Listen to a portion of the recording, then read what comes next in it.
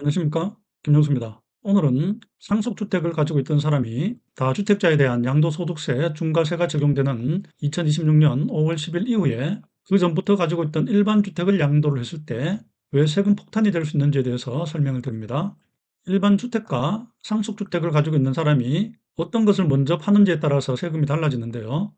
일반 주택을 먼저 양도를 하게 되면 이때 상속주택은 없는 것으로 보기 때문에 1세대 1주택으로 인정을 받아서 비과세를 적용받습니다.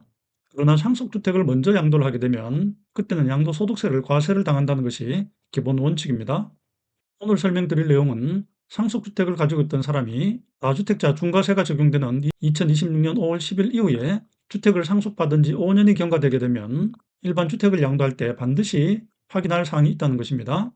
만약에 일반 주택을 샀을 때 조정 대상 지역에 있었던 주택이었다면 그때는 그 주택에서 2년 이상 거주를 했는지를 확인해 보셔야 됩니다.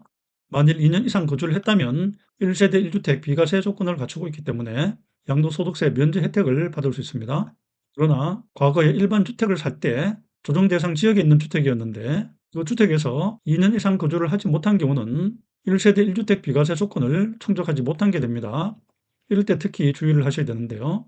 이때 일반 주택을 처분하게 되면 양도소득세 기본 세율에 20%를 더한 중과세율이 적용되고요.